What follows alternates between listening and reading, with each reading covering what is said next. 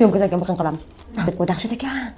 Bugun sizlarga rыбный asmir videoning so'ngida bularni qatdan zakaz qilishingizni o'rgatdim. Bu tortimiz krevetka, losos, akun, adashmasam, tunets, akun va lososdan iborat. Bu juda ham omegaga boy tort.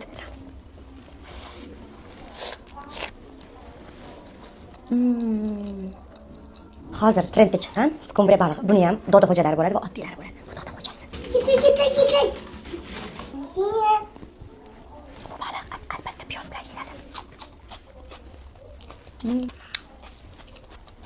Nu, shu.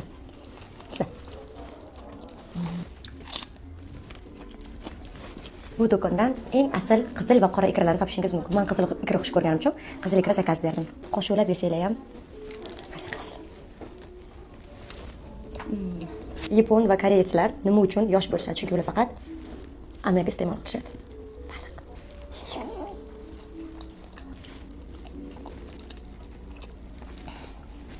Bunisi esa yangilik. Dudlangan krevetka. Hammalar yaxshi ko'rasizlar. Krevetkani pishirishimni hamda uni yeb berishimni. Bunaqasi menga ham birinchi marotaba. Bismillah.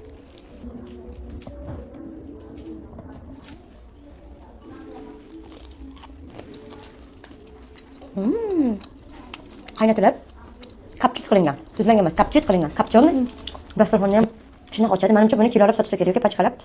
O'zligidan so'raysizlar. Ozgina qoldi, qattiq ochinglar. O'rtoqlar, men medial kattaligini qaranglar. Go'shi ham katta ekan. Xudo xolasa men sizlarga krevetka bilan birgalikda qovurib, pishirib ko'rsatib beraman.